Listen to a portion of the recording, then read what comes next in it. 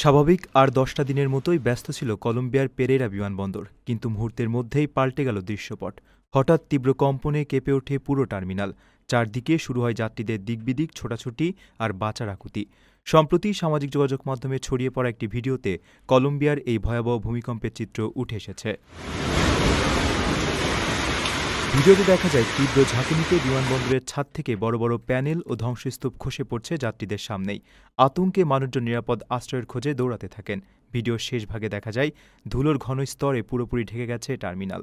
চোখের পলকে একটি অত্যাধুনিক বিমানবন্দর পরিণত হয় ধ্বংসস্তূপে। ভূমিকম্পটির তীব্রতা ও স্থায়িত্ব কতখানি ভয়াবহ ছিল তা এই ভিডিও থেকেই স্পষ্ট বোঝা যাচ্ছে। প্রকৃতির এমন ভয়াল রূপ আর মুহূর্তের মধ্যে সবকিছু লণ্ডভণ্ড হয়ে যাওয়ার এই দৃশ্য নেটিজেনদের মাঝে গভীর আতঙ্কের জন্ম দিয়েছে।